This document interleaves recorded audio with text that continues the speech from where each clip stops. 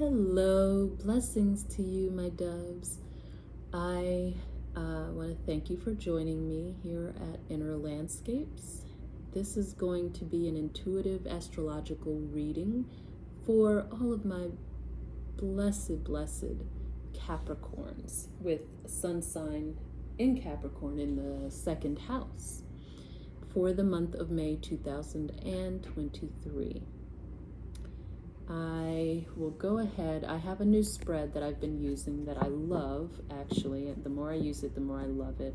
It just seems to be flowing well, so I will continue to use it until or unless it doesn't flow anymore. So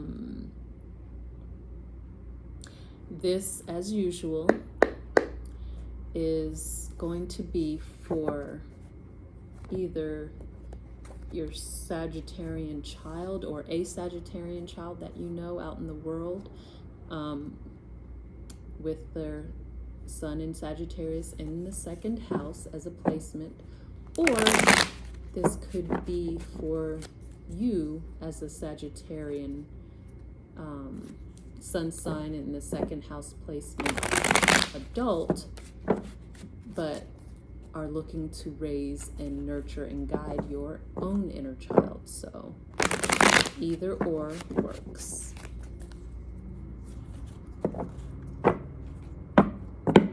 But I just am guided to do this because our children, whether again it's our own inner child or the children that are out there growing up in this world today, I just feel we need to better understand them and lend them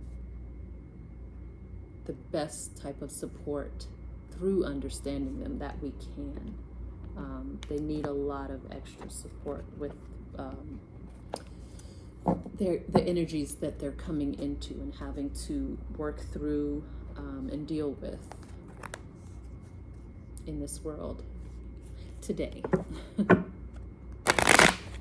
All right, so what would you like our dear Capricorns to know about the month of May 2023? What's going on for their month of May? What's happening in their world?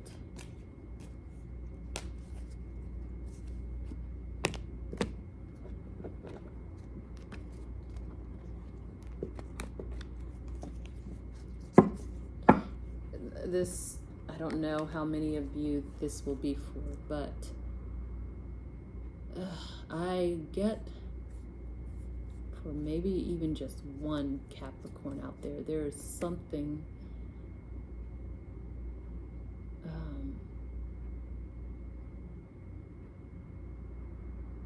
I don't want to, it's not that you're turning your nose up at, but there's something you're dealing with or having to deal with that has a really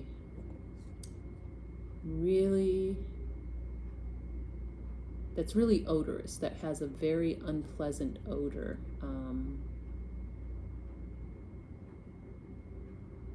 That is putting you off and you're really not sure how to deal with that. And I'm not sure if that's metaphorically speaking, if there's no actual odor, but there's just something that kind of doesn't sit well with you. It may turn your stomach in a sense, but let's just keep going and see. All right.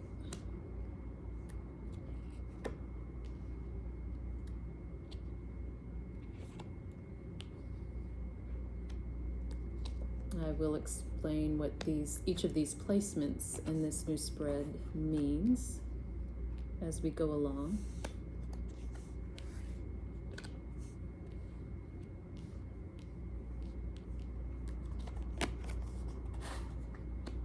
Okay. All right. So the first placement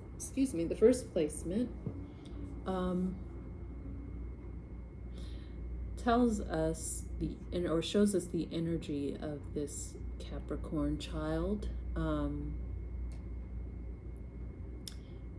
their essence of who they are in this lifetime.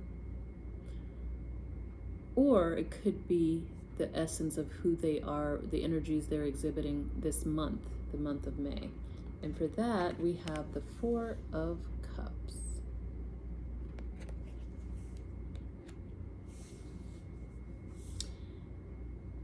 Oh.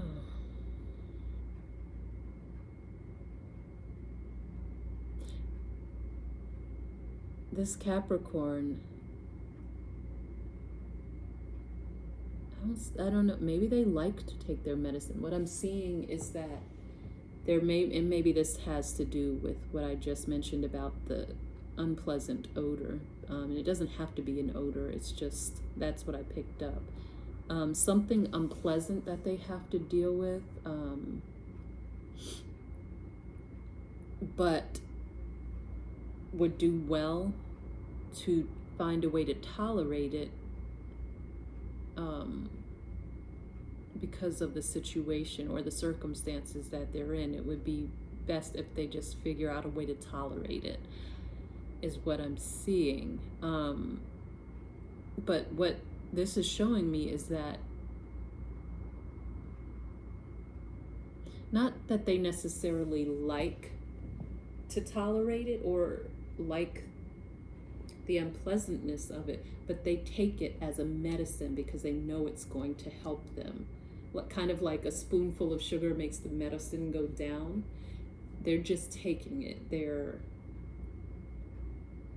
kind of, also I see, I don't know how many of you remember the cartoon Popeye, you know, where he just most of the time refuses to take his spinach because he doesn't like it, he doesn't like the taste, but then he gets into the mode of realizing he has to because he comes up against some kind of foe or enemy and he needs his strength, and that's what the spinach gives him. So although it's a horrible, unpleasant taste,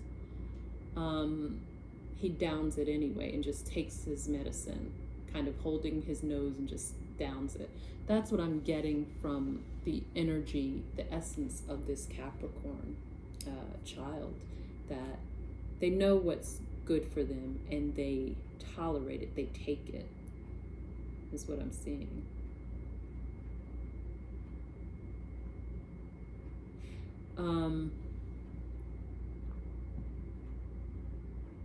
Yeah, so the next card shows us what their motivation is for who they are in this lifetime, or possibly just this month. It's the Death card in reverse. That is their motivation. Let's see.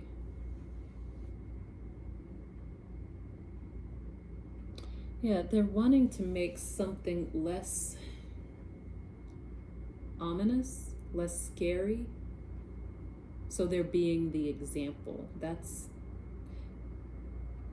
when I say that it looks like they're taking their medicine, it's also that they're doing it because it's advantageous for others as well, in the sense that they're showing others how to just do what's best for them. Learn how to take the medicine because it'll be better in the long run, how to deal with the situation. That's what their motivation is. They want something, they want to show others how something that on its surface can seem ominous doesn't have to necessarily be that way, how it can be taken another way. If there's some light shed on whatever this unpleasantness is, that it doesn't have to be that bad, or even if it is, just do it anyway and get it over with and move past it. Take the medicine and move on. That's their motivation, to be a living example of how to do what's necessary. Okay. Next card is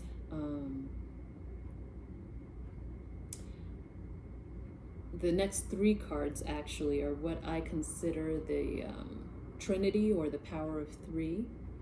The reason I say that is because these can point specifically two placements in their astrological natal chart. So, for example, the first card in this Trinity series shows their south, what I consider as their south node, or at least traits of that specific aspect or placement. And south node meaning it's where they've been before, experiences they've been through already, and they have under their belt, and skills that they've picked up from this experience. Either usually from a previous lifetime, but it can also be from earlier in this lifetime, what they've already acquired and come to understand. The second placement in this series of 3 is, it shows what their karma is in this lifetime, and essentially what energies they have to work through in this lifetime and clear out because of previous choices and decisions, again, usually from a previous lifetime, that must be worked out in this lifetime to clear up and balance their universal bank account, so to speak. The third and final card in this Trinity that I speak of shows their north node, what their possible north node placement is, meaning what they're being guided towards in this lifetime, drawn towards, magnetized to as their highest goal, their aspiration. And I also look at their north node and the north node placement in general as the possibility of what their sun sign will be in their next life. So if they have a north node in Scorpio in this lifetime, I generally view that as a good indicator that they're going to have a sun sign, and their sun sign is going to be Scorpio in their following lifetime. That's what that indicates to me in general. So the first card, let's go ahead and take a look at what their south node, what I view as their south node is from their previous lifetime experiences already had. And that is the King of Pentacles. So this Capricorn, it's a mix of, I'm picking up a mix of actual previous Capricorn energy. They may have also been a Capricorn or had a lot of Capricornian placements in their last lifetime, if not having been a Capricorn in their previous lifetime. And so Capricorn mixed with Taurian energy is what I'm getting. Not getting so much Virgo, because that's the other earth sign here, but more so Taurus and Capricorn energies of the previous lifetime, where they seriously may have mastered wealth. And if they haven't mastered wealth, they had a lot of opportunities to. They experienced a lot of wealth, let's put it that way. They may have been very wealthy in their last time. But it could have been inherited wealth, so maybe that's not something they've mastered, but it's possible that they did. And that's something they know energy-wise, if not experience-wise, what it's like to work with abundant possessions. So that's a tool that they've carried into this lifetime with their placements, and can choose to use these skills and tools that they have retained, and bring them out at any point they feel necessary in this lifetime, if they haven't already. Next placement, next card is their karma for this lifetime, and that is the Three of Swords.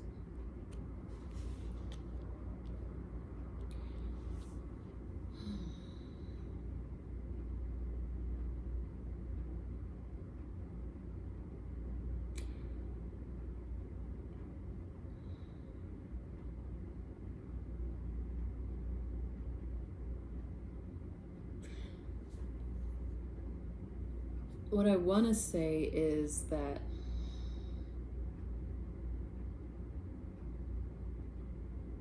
I'll just generalize it because there's a few different angles that this is coming in from.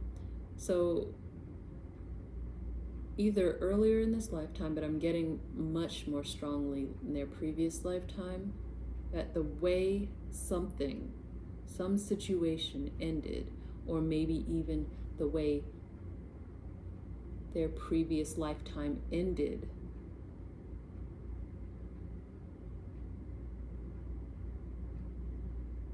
left a lot of heartache behind.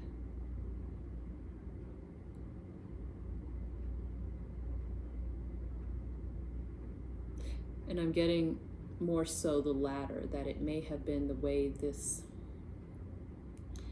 Capricorn's previous life ended. It kind of seems to have caused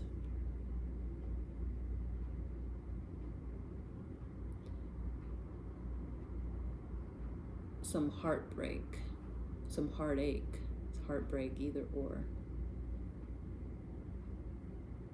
A lot of unsettledness and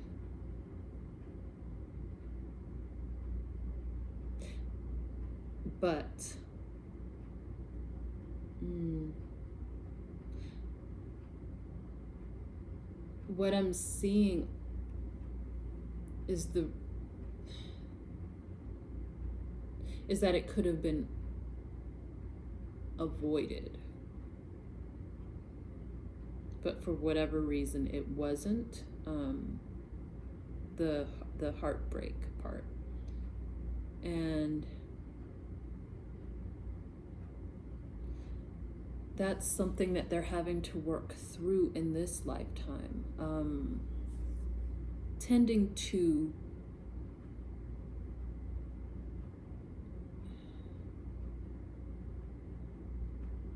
matters, and what's the best way to put this?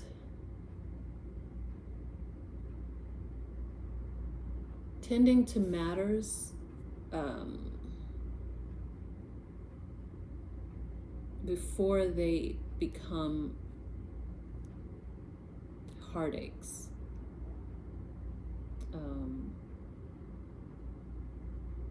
Before they become painful. Tending to scenarios before there's a point of no return as far as heartbreak.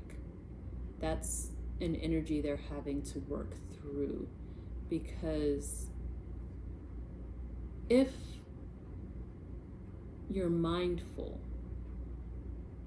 and if you learn to become mindful and conscientious and considerate, most heartbreak and pain can be avoided person to person. That's what they're here to work through and come to understand and work out those energies to avoid heartbreak and pain this time around. All right, let's leave that there and we'll move on to the third card in this trinity, which is the North Node, where they're heading towards, and that's the Moon. And I generally see the Moon as the Cancerian card, but I know that it's often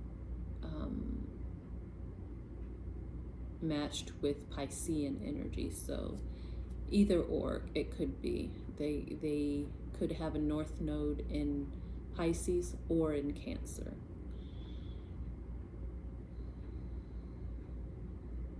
Yes, so either way it's put, either one of those signs, sun signs, North Nodes that have the potential to become sun signs in the next life, would do well for learning how to work through their karma this lifetime, getting more, studying, getting in touch with, connecting with their innermost parts, their feelings, their inner guidance will help them work through avoiding unnecessary pain or inflicting unnecessary pain, avoidance of that. And I think the more they get in touch with that part of themselves, the more sensitive,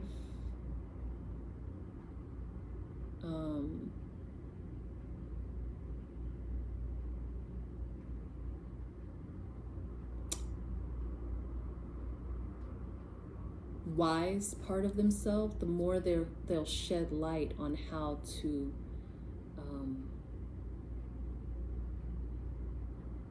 have more consideration as far as not causing unnecessary pain.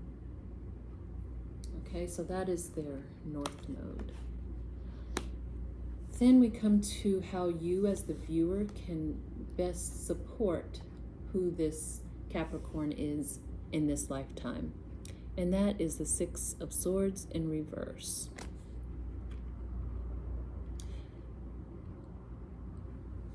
And it's by, you can best help them, support them by, one, helping them to, along their North Node path, helping them to get more in touch with their inner self, their inner guidance, their inner sensitivities, but also by helping them not, because I see the possibility that they have the tendency to like to just skip to the next part, as far as some things happen, okay, let's just move forward without dealing with it. So they like to get to the better parts or the best parts without processing the energies of what's just taking place. Almost a touch of escapism. And you can help and support them by helping them to not skip over those parts or energies, to deal with the energies of the situations that they're in, not to dwell in them, but to process them, not to ignore them or pretend they don't exist or that they're not important, but to deal with them before moving on, so that you can move forward intact as well and whole as a person they can, as well as everybody else connected to the scenario or the situation. And this will help them also work through their karma, because that may have been what happened, skipping over the hard part.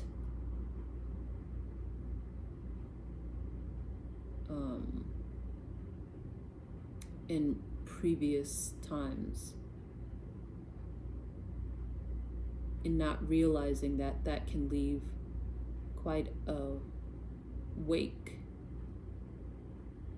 in their trails and journeys for other people. But next, final card is what this Capricorn's deepest need is in this lifetime because of who they are, and that is the Page of Swords in reverse. Their deepest need is to communicate. That's what I was actually picking up in their karma card, the Three of Swords, that it had something to do with communication, but the heartbreak had something to do with communication or lack thereof. But their deepest need is to figure out how to communicate. how to communicate, especially on topics that are important to them, but also important to others that they interact with. That is their deepest need. There are a lot of conversations that I see that are flying by them that are never had, but could and should be had, that they need to have in order to develop into more of who they are, to be a whole self, a whole Capricorn. Okay? Well, my darlings, I will leave it there. And I wish you a beautiful rest of the month of May. And until next time, many blessings.